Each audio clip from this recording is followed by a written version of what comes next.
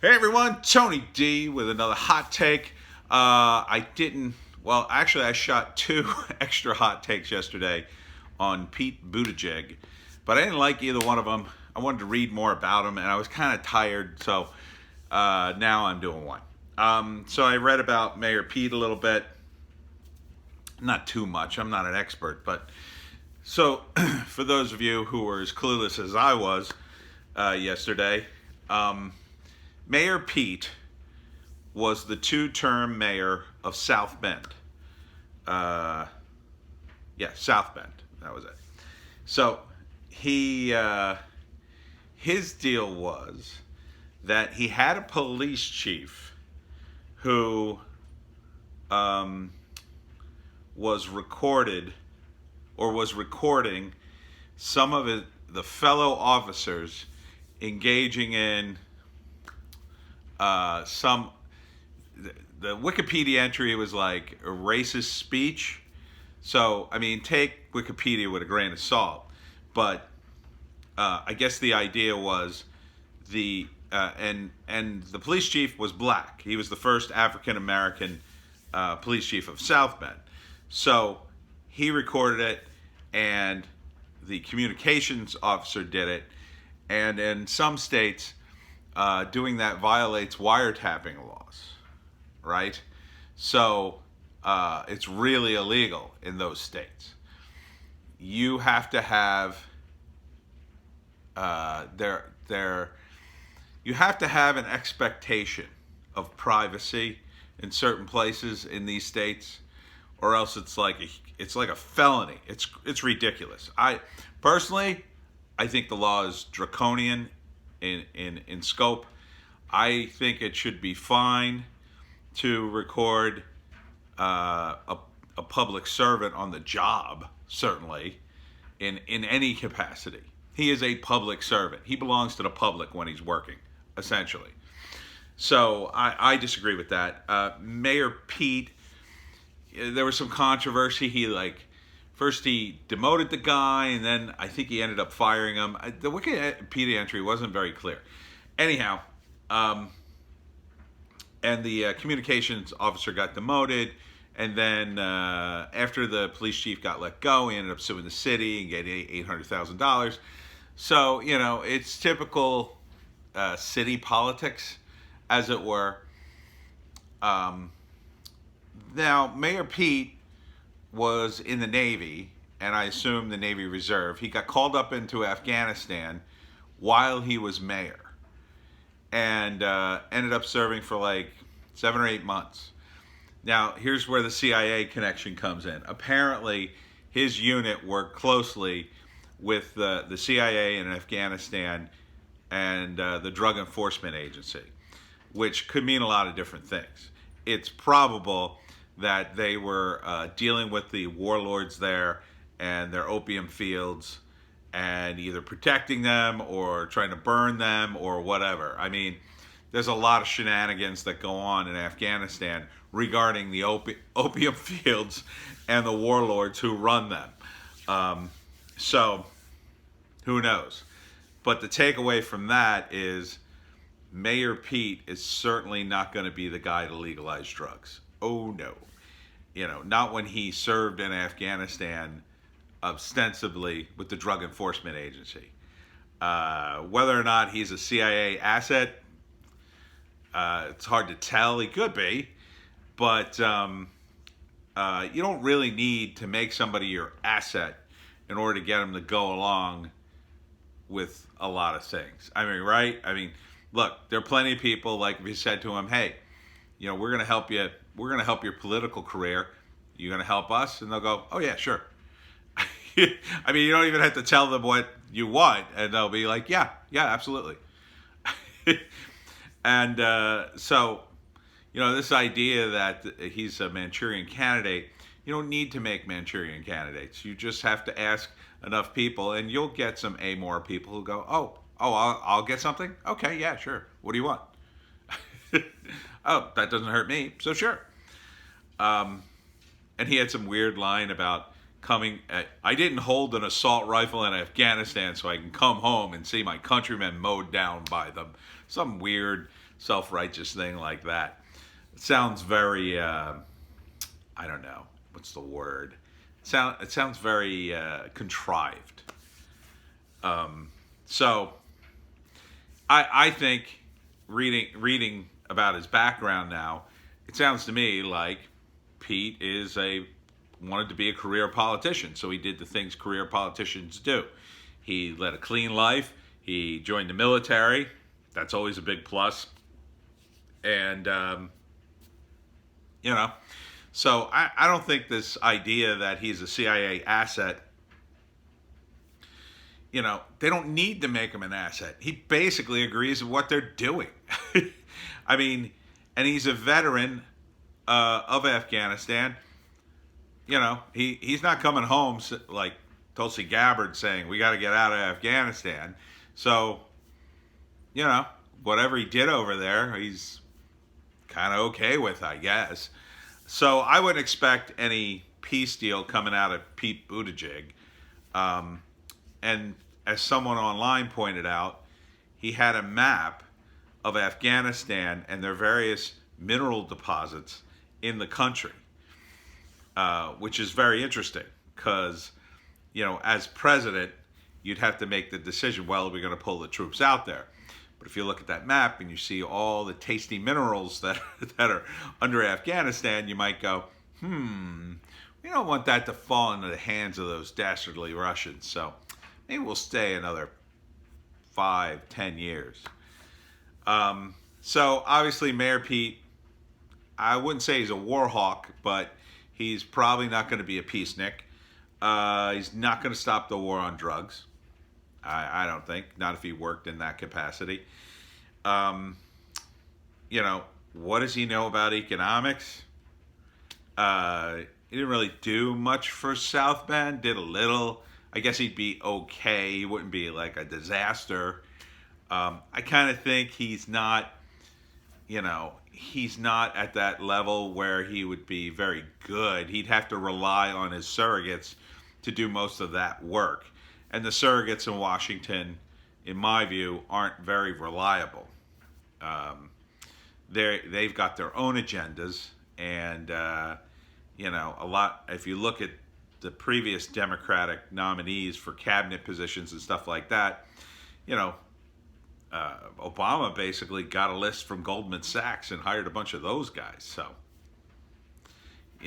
would Buttigieg be any different? And it's not that like Buttigieg is like rubbing his hands together going, ha, ha, ha. It's like Buttigieg is in over his head. First thing he's going to do, you walk into that situation, you're going to be like, what did the last guy do? Or, what do people normally do in this situation? Oh, I should examine lists of submitted people from important people. Oh, okay, I'll do that then. He's just going to follow the pattern. He's not going to follow Trump's pattern, obviously, but he's just going to follow the pattern of like a Barack Obama. And if they say, well, Mr. President, this is what presidents normally do, he'll trust that. Why wouldn't he? I think that's a lot of Barack Obama's presidency, actually. It's just, hey, I'm a smart guy. Let me ask the right question here. What did the last guy do, like when he got in? What did Bush do and Clinton? Oh, they did that? Oh, all right, I'll do that too. That's kind of not what you want from a leader. You want a guy who will have a plan, or he should know that ahead of time, right? He should know that, okay, they got submitted lists, like, yeah, well, I don't know about that. Maybe I should pick my own guys, or maybe I should get lists from different places. So I wouldn't expect much from Buttigieg as a president. And, in terms of stopping the CIA, oh, forget it. I mean, he probably loves the CIA. I mean, he worked with them for almost a year. I mean, he's probably totally cool with them. A guy like that, unless he's coming home, screaming like, my eyes are open, man, I've seen things. What? He's not on the campaign trail saying anything close to that. He's on the campaign trail not really saying much of anything. I think a lot of his strategy is like, well, people don't know me. People don't know I'm gay. Just gonna keep it on the download and keep smiling and looking young and youthful, and that's, head and shoulders over all the old people who they got on stage. I'm getting some comments from the Bernie Sanders fans in the comment section. Again, Bernie fans, I don't know how to explain this any more simply, that socialism doesn't work, and neither does soft socialism. The only thing this soft peddling of socialism would do under Bernie Sanders is, a guy like him would, if he had the power to initiate these programs, which I don't think he does, all he'd do after those programs failed would be like, well, see, we didn't go the whole way. Oh, yeah, you can't do things halfway. We should have went the whole way and given people the free healthcare they deserve. That's my Bernie Sanders. It's evolving. I got to do it a few more times. So, Bernie's just not gonna win. His role in American politics was always the token socialist or communist. That was always his role, to be at a Senate hearing and say the most left-leaning thing you could possibly think of. These days, that role is now in the hands of AOC, and she's kind of a dullard, so she just says really stupidly outlandish things. And I said this before, and apparently socialists are really bad at math, so I'll say it again. Bernie only has about 25% of the Democratic Party, and that's it. More people aren't joining Bernie. They're just not joining him. There's no reason to. He only has 25% of the party, and most of that 25% are made up of college students, a lot of whom won't even bother to vote. They'll get high or just forget about it, and get depressed. Somebody will shake shiny keys at them, and they'll be off and running. Believe me, I've met a lot of college students in my day, and focused is not a word I'd use to describe them. They get focused on and intent on things for a short time, and then they haven't experienced enough to understand how mind-numbingly depressing politics can be. So when faced with enough adversity, they just throw up their hands and go, "F this man, you're missing out. I'm out of here. I'm going to go get high and play video games." And there's nothing wrong with that. If you're a socialist and that's all you want to do, you're not going to have the money to get high and play video games if Bernie Sanders is president. You will be starving. Actually, you won't be, because Bernie Sanders isn't going to get the nomination, and he's not going to be president. And if by some miracle he was president and could initiate any of the policies he had, it would just be an utter disaster. So maybe I should explain that further in another video. But anyhow, getting back to Pete Buttigieg, I think Pete Buttigieg has an excellent chance at the nomination, simply because the party may rally around him, but Mike Bloomberg hasn't entered yet. And I read a very convincing argument that he will be the nominee. Oh, actually, no, it wasn't. I didn't read it. That was a guy on the radio.